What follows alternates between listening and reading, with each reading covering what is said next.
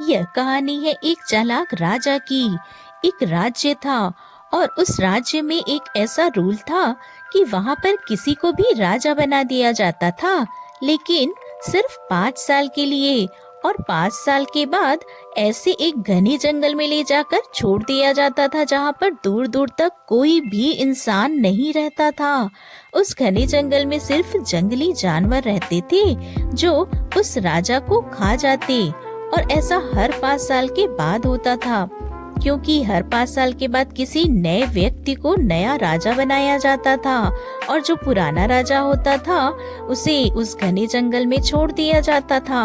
जो भी लोग राजा बनते थे वह राजा बनने के बाद अपनी जिंदगी में इतने खो जाते थे, सब भूल जाते थे कि उनके साथ 5 साल के बाद क्या होने वाला है।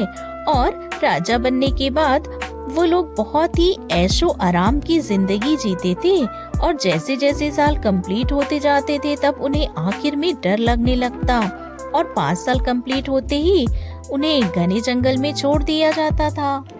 एक बार एक नए आदमी को राजा बनाया गया और वो आदमी तो बड़ा ही दिमागदार था, इंटेलिजेंट था। उसने दूसरे राजाओं की तरह अपने 5 साल ऐशो आराम में नहीं गुजारे। उसने उस घने जंगल का पता लगाया, वहां जाकर देखा तो वहां पर बहुत सारे कंकाल पड़े हुए देखे। तो वह सारे कंकाल तो उन लोगों के थे जो पहले राजा बन चुके थे। यह सब देखकर वो डर गया। उसने बाहर के कुछ मजदूरों को बुलाया और धीरे धीरे उस घने जंगल के पेड़ कटवाने लगा दिए। उस घने जंगल में जो जंगली जानवर थे उसने उन सबको पकड़वा कर दूसरे जंगल में छोड़ने लगा दिया। और धीरे धीरे करके उसने 3 साल के अंदर उस घने जंगल को एक खुला मैदान जैसा बना दिया। और अब अगले 2 साल में उसने उस जगह पर गरीब लोगों को घर बना कर दिया। उस व्यक्ति ने अपने 5 साल उस जंगल को डेवलप करने में लगा दी। और जब उसे राजा के 5 साल कंप्लीट हुए तो राज्य के लोगों ने उसे घने जंगल में छोड़ दिया, जो कि अब एक बहुत बड़ा राज्य बन चुका था। जब यह राजा वहां पर गया तो वहां इसका फूलों से स्वागत किया गया और अब वह वहां का राजा बन गया। और अब उसने अपनी सारी जिंदगी आराम से गुजारी।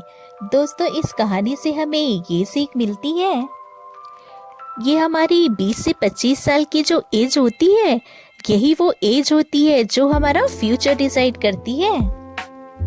अगर आपने भी ये 5 साल उन पुराने राजाओं की तरह ऐशो आराम में गुजार दिए तो आपको आगे बहुत तकलीफ मिलने वाली है। इसलिए इस एज को वेस्ट मत करिए, बल्कि इन्वेस्ट करिए, मेहनत करिए, नई नई चीजें सीखिए और जिंदगी में बहुत आगे बढ़िए। Thanks for watching.